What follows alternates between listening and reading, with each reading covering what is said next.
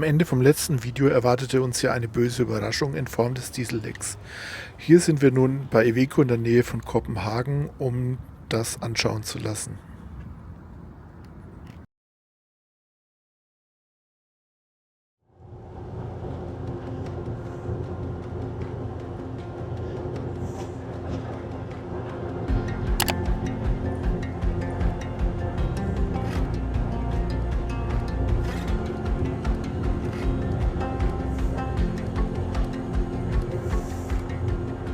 So, hier fahren wir gerade auf die Öresundbrücke zu. Das Navi wollte mich erst über eine Fähre weiter im Norden schicken, aber wir wollten ja unbedingt über die Brücke fahren. Das machen wir jetzt auch wenn es ein teurer Spaß wird, aber einmal müssen wir da schon drüber fahren. Da kommt erstmal noch ein Tunnel, okay. Ja, so wie bei der anderen Brücke halt auch.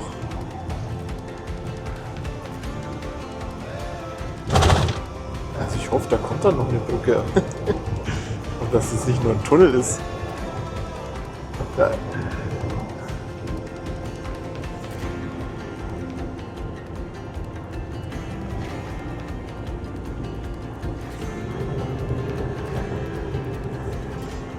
Jetzt sind wir auf so einer Zwischeninsel Peberholm und dann da hinten kommt sie dann, die Öresundbrücke.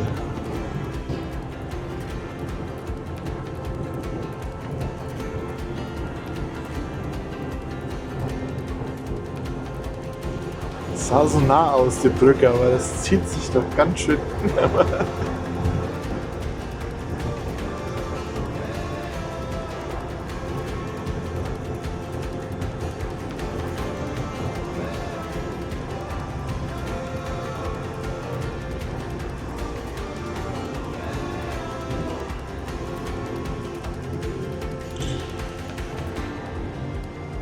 Und wir sind in Schweden.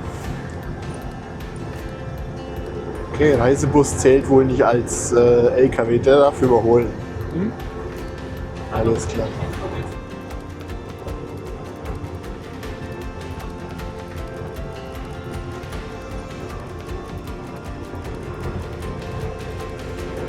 Containerschiff for Scale da unten.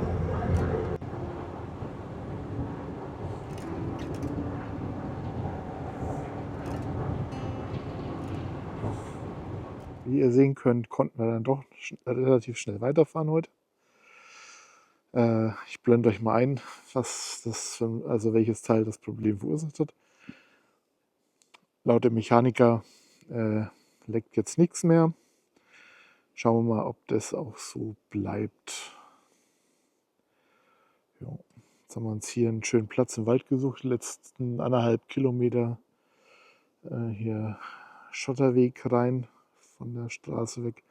Wir sind vorher schon durch kaum bewohntes Land, also ein paar Häuser links und rechts ab und zu mal, aber schon 10 Kilometer gefahren, teilweise Gravel Road. So schaut es hier aus.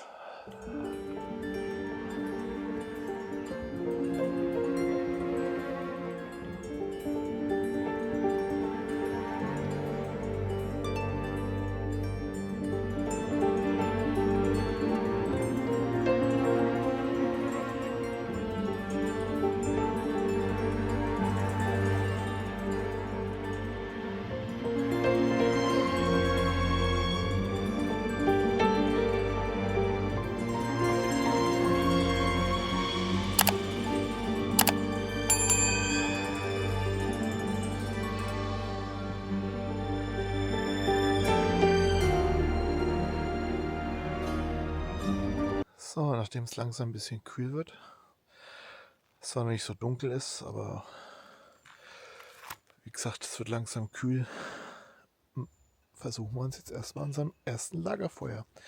Es gab schon eine kleine Feuerstelle und die Vorgänger haben uns auch ein bisschen Holz da gelassen. Gucken wir mal. Ja, für das erste Mal Lagerfeuer selber machen, würde ich sagen, nicht schlecht geworden.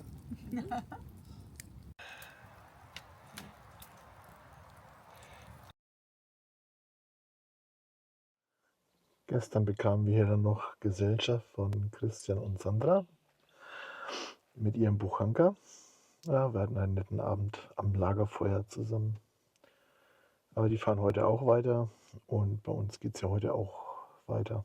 Nach 3 Nächten hier an diesem wunderbaren, ruhigen Ort. Also so ruhig war es, glaube ich, noch fast nirgendwo.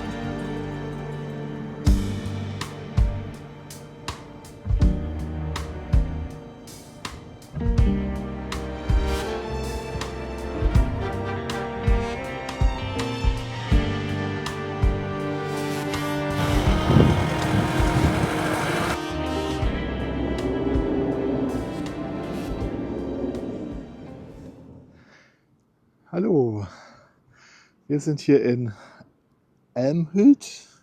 Keine Ahnung, ob das so richtig ist. Ich glaube, so wird es ausgesprochen. Falls nicht, schreibt es in meine Kommentare, wie man es richtig ausspricht. Ja, und hier sind wir quasi am Geburtsort von IKEA.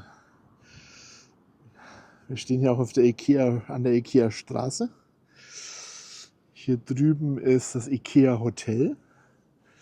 Rechts von uns befindet sich das IKEA Museum, wo wir dann reingehen. Aber ihr habt sicherlich schon gesehen, wir stehen hier vor den Grillen. Also das heißt, vor dem IKEA Restaurant. Denn Heike hat natürlich schon wieder Hunger, kaum dass wir losgelaufen sind. Ja, es ist ja auch schon Mittag, also muss man schon Ja. sagen. Und da, Kurz nach Doch. 11 haben wir jetzt, Ja, aber gut. das ist schon Mittag. Ja, Und deswegen snacken wir jetzt was kurz und dann gehen wir ins Museum. genau. Machen wir so. Ja, das war jetzt ein Fail, denn die machen erst um 11:30 Uhr auf, haben wir gerade gesehen. Also muss Heike sich erst mit einem Müsli-Riegel begnügen. Wir haben uns jetzt doch entschieden zu warten, bis das Restaurant aufmacht, weil wir im Museum bestimmt länger brauchen und das wäre dann auch für mich zu spät zum Mittagessen. Also warten wir lieber hier eine Viertelstunde. Okay, hier in dem Grillen-IKEA-Restaurant gibt es nicht die klassischen IKEA-Sachen, sondern es gibt ein Mittagsmenü. Das heißt Menü, ein Mittagsgericht, das man sich auswählen kann. Ich habe jetzt gegrillte Ochsenbacken ausgewählt mit Kartoffelpüree und Heike ein gegrilltes gebackenes Fischfilet. Es gibt dazu eine Flasche Wasser und hausgemachtes Brot hier. Das Kosten ist mit enthalten im Preis. Und dann schauen wir mal, wie das schmeckt. Hatte mich jetzt zwar auf Schöttbulle eingestellt, aber vielleicht machen wir dann nach der Museumstour, vielleicht gibt es dann im Museum noch die Klassiker wie Hotdogs und Schöttbulle. Mal schauen. Das ist anscheinend hier wie in der Kantine. Alles schon fertig. Wird nur noch angerichtet und serviert. Aber es sieht sehr lecker aus. Und guten Appetit. Also Leute, wenn ihr hier seid beim IKEA Museum, geht unbedingt hier essen. Das war das leckerste Essen, was ich seit sehr langer Zeit auswärts gegessen habe. Also das Ochsenbäckchen war so zart, das ist so wie Butter zerfallen. Und auch das Fischfilet war auf den Punkt von Heike. Ja. Nicht zu trocken. Also, boah, es war echt lecker. Und das Ganze, wie gesagt, Wasser ist dabei. Dann noch dieses leckere Brot, das war auch super lecker. Also, und diese Gemüseaufstrich, der da dabei war. Sehr gut. Und das Ganze hat 43,49. Quatsch. 23,49 € gekostet. Also das ist Ja. ein Kann man Hammer-Schnäppchen nix für sagen. diese Qualität von Essen, die es hier gibt. Also unbedingt hier ins Grillen gehen, wenn ihr am IKEA-Museum seid. Das ist super lecker gewesen. So, und Gut, jetzt und gehen wir jetzt? ins Museum. Genau. Hier neben dem Eingang vom Museum ist dann auch das klassische IKEA-Restaurant, glaube ich. Ja, so wahrscheinlich mit Selbstbedienung. Obwohl, das sieht oder eigentlich so, genauso aus, die Gerichte, die Teller. Hm. Keine Ahnung. Werden wir danach mal erkunden. To create a better everyday life for the many people. Das wäre das Motto von Ingvar Kamprad, dem Gründer von IKEA. Ja, wir befinden uns in der Provinz Mailand. Genau, so heißt auch das Kinderparadies. Und hier wurde IKEA gegründet. Hier in dem ersten Abschnitt geht es um Holz. Also Holz wurde natürlich für Möbel verwendet, aber für kleine dekorative Gegenstände.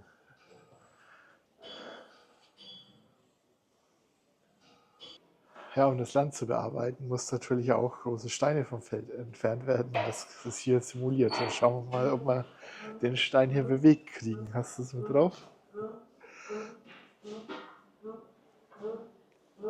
Ah, ja.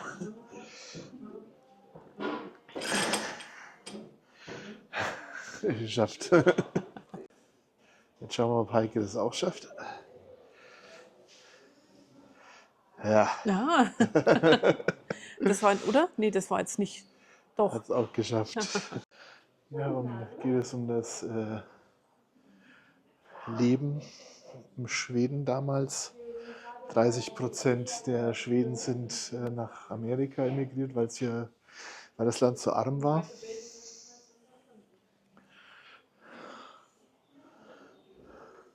Ist alles sehr schön gemacht, aufgemacht hier.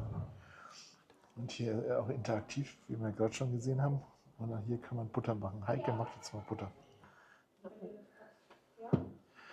Mit Anfeuerung auf dem Display. Getting tired, you can do it. Don't give up, just a little bit more.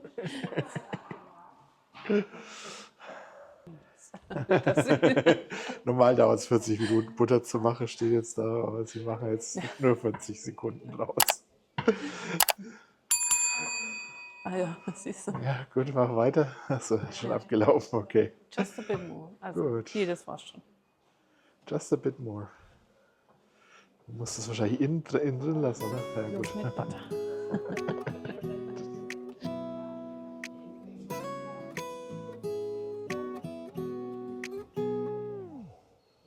I'm a bit of a fixer-upper. A couple of these doors don't close. They tell you that the attic's haunted and the kitchen faucet's broke. It ain't got that curb appeal, the kind that jumps off the page. It's been on the market a while, but it might get better with age. I've been known to take on water. You might get your feet wet before a price of absolute. Ja, in den 40er Jahren hat die schwedische Regierung angefangen, Studien zu machen, wie sich Hausfrauen in der Küche bewegen.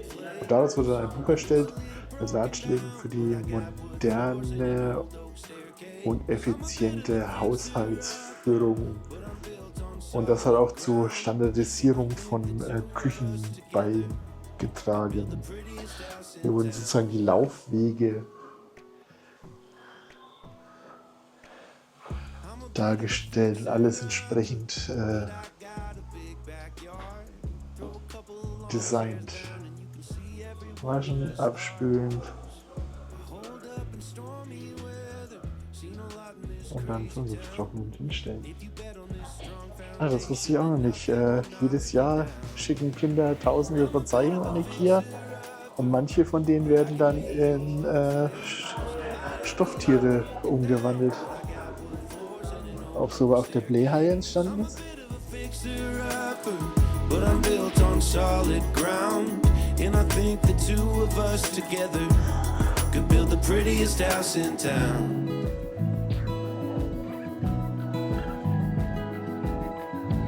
Kehr heraus, was die Leute brauchen, weil sie immer neugierig sind. Sie besuchen wohl auch Leute zu Hause und interviewen sie und schauen eben, was die Leute benötigen. The Allen keys and the flat pad make it possible to price sound without Es geht um den Imbusschlüssel. quality or function. Es ging nicht nur um den Imbusschlüssel, sondern auch um die Flatpacks, die IKEA verwendet, also die Verpackung und eben den Imbusschlüssel, dass das Geld spart. Das ist eine sogenannte Martindale Machine. Damit wird das Pilling von Stoffen getestet. Gut, ja gut, das kennt man ja schon aus dem IKEA-Markt zu Hause, wo der Klassiker Langzeit getestet wird. Hinsetzen, aufstehen. IKEA steht auch zu seinen Fehlern. In den 90ern wollten sie auch Sofas so machen, dass man sie so leicht transportieren kann wie Flatpacks. Und da konnten sie nicht widerstehen und haben aufblasbare Möbel gemacht. Aber das war wohl ein ziemlicher Flop. Der schwedische Astronaut Marcus Wandt 2024 zur Internationalen Space Station geflogen ist, konnte er nur 20 Sachen mitnehmen und eins davon war der Imbusschlüssel von IKEA. Und das ist Ingmar Kamprads Homeoffice.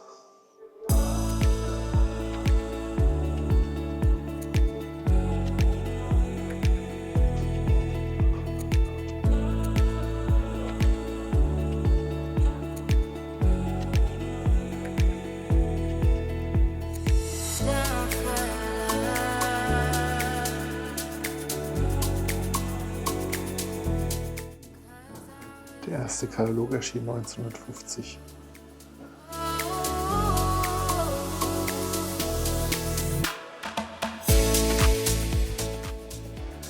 Ja, was hat IKEA noch erfunden? Das Bibad.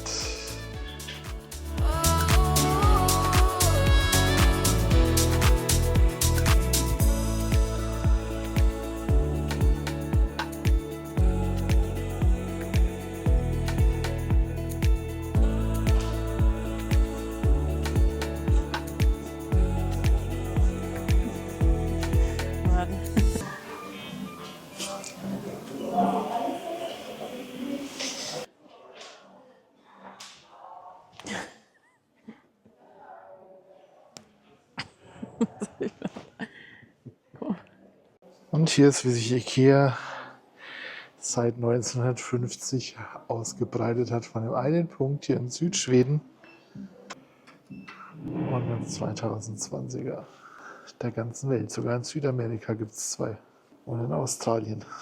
Hier gibt es eine Station, durch die man durch alle IKEA-Kataloge blättern kann, die es hier gab.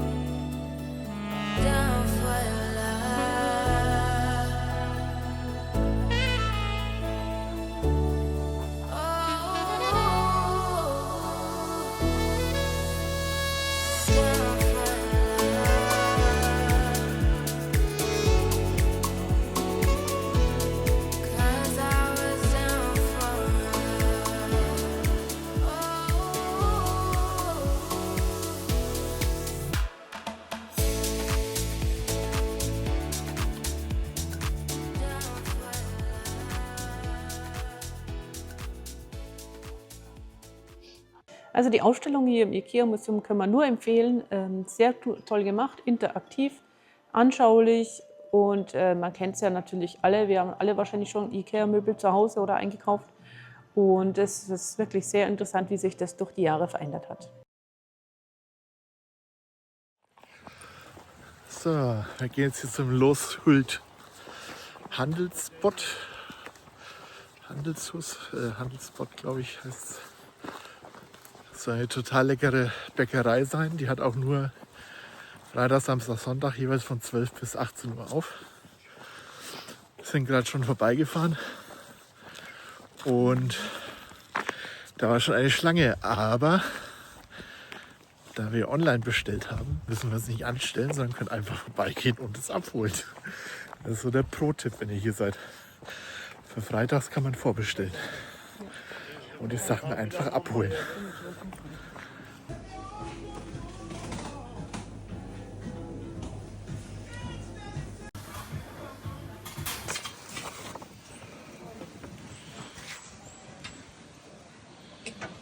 Ja, wenn man Pre-Orders hat, kann man einfach hier durch die Tür reingehen und muss sich nicht da hinten anstellen.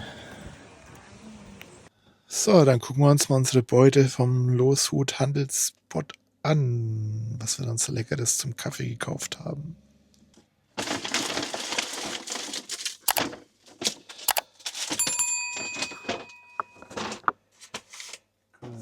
Gut, schauen wir hier rein. So, das sind die 2 Zimtteilchen. Schnecken, aber das sind eigentlich keine Schnecken. Und das sind die 2 Apfeltörtchen. Und das lassen wir uns jetzt zum Kaffee schmecken. Ja, und schauen auch super lecker aus. Ja, ein Brot haben wir auch noch gekauft. Das können wir vielleicht morgen früh dann zeigen. Nachdem das Gebäck gestern schon so lecker war, testen wir jetzt heute mal das Brot von Loshut Handelsspot.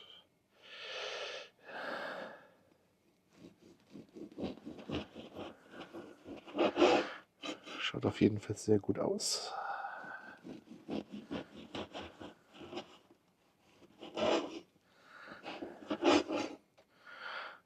Das ist ein Sauerteigbrot.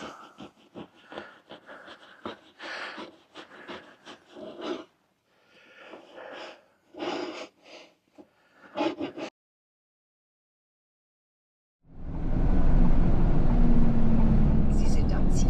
Koordinaten. Das Ziel liegt rechts. Da müssen wir nicht aufpassen, wo er parkt. Auf dem normalen Parkplatz darfst du nicht stehen, dann selbst ein VW-Bus. Dann kriegst du nämlich eine Strafzettel dafür.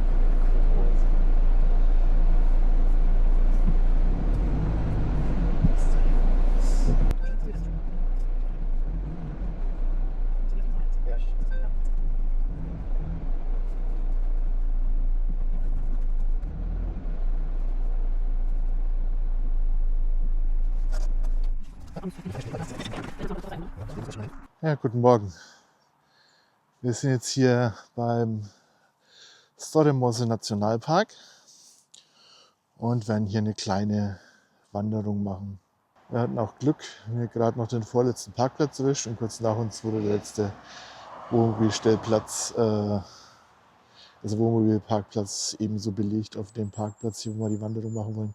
Es gibt aber mehrere Parkplätze entlang im Nationalpark, von denen aus man Wanderungen machen kann.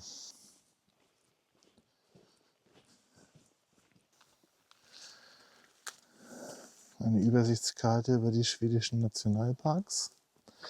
Wir sind jetzt bei dem hier, Storemose.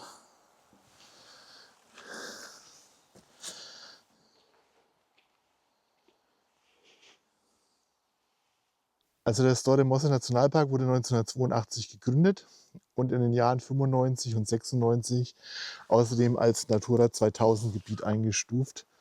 Es ist das größte zusammenhängende Moorgebiet Südschwedens.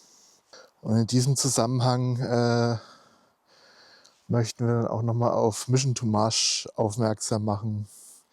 Ich verlinke hier nochmal deren Kanal.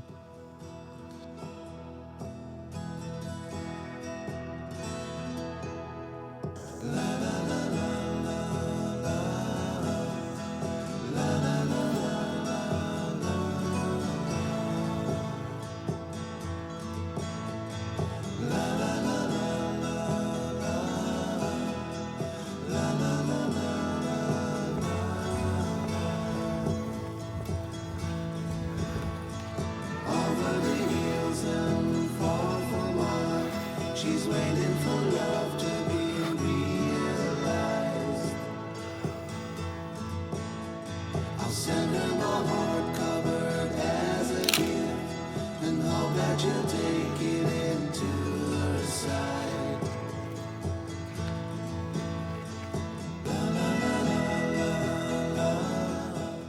Und es ist jetzt Anfang September. Ja, sagen wir mal so, die Mückensaison scheint zum Glück vorbei zu sein. Oder es liegt daran, dass es noch ziemlich kühl ist, so unter 20 Grad momentan. Aber wir haben auf jeden Fall Glück. Und bisher bereue ich die kurzen Hosen und das T-Shirt noch nicht.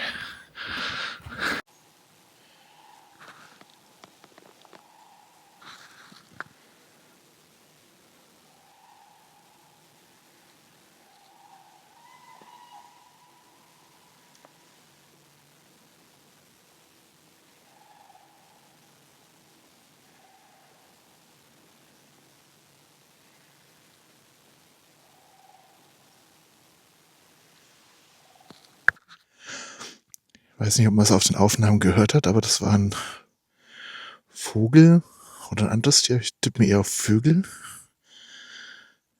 Wenn ihr wisst, was für ein Vogel das ist, schreibt es uns doch bitte mal unten in die Kommentare.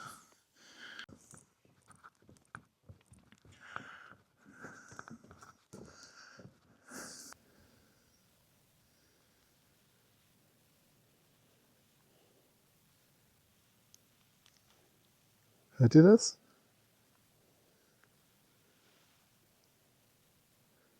Genau, hier hört man absolut nichts. Hier ist nichts los.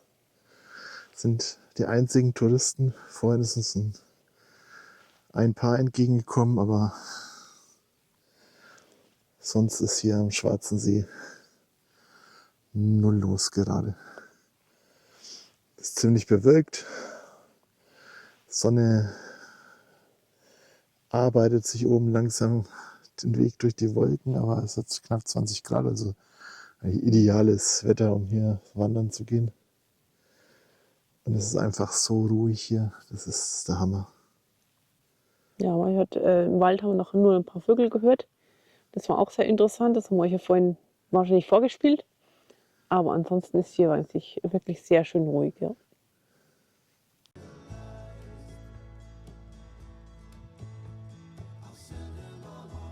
Gut, und hinter uns sind ein paar Picknickbänke. Da werden wir jetzt dann mal unser Mittagessen genießen, bevor wir uns auf den Rückweg machen.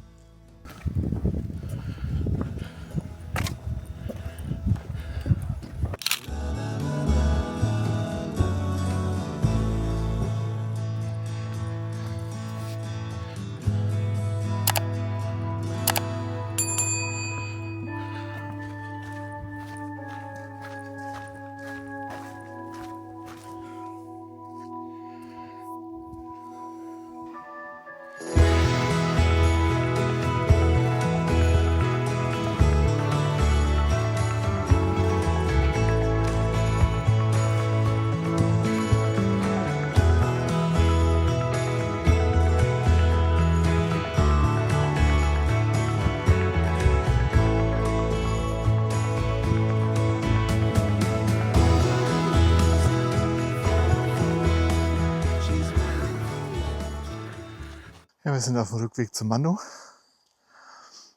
und wandern zu unserem Stellplatz fahren, den ich mir rausgesucht habe. Mal schauen, ob wir da auch noch einen Platz kriegen. Und da sind wir auch schon fast da. Jetzt nachmittags, also nach 12, sind schon ein paar mehr Leute entgegengekommen. Na, ist Spätaufsteher hier. Gut, jetzt ist das Wetter auch ein bisschen besser. Die Sonne kam raus. Es lohnt sich auf jeden Fall, früh da zu sein, wenn man seine Ruhe haben möchte.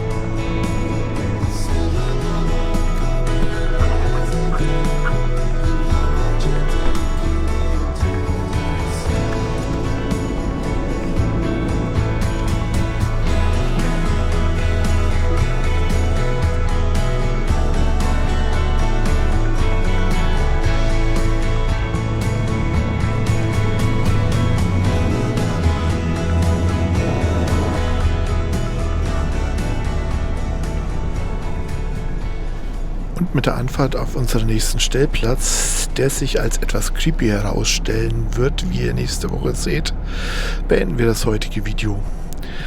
Wie immer würden wir uns über Likes, Kommentare und natürlich über ein Abo sehr freuen. Im nächsten Video könnt ihr unter anderem sehen, wie uns der nächste Nationalpark körperlich an unsere Grenzen bringt. Also bis dann. In diesem Sinne, live long and prosper. And may the force be with you.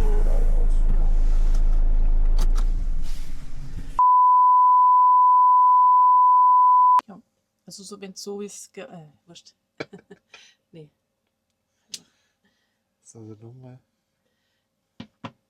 Also so wie es gerochen hat, sind die bestimmt super lecker. Mal schauen.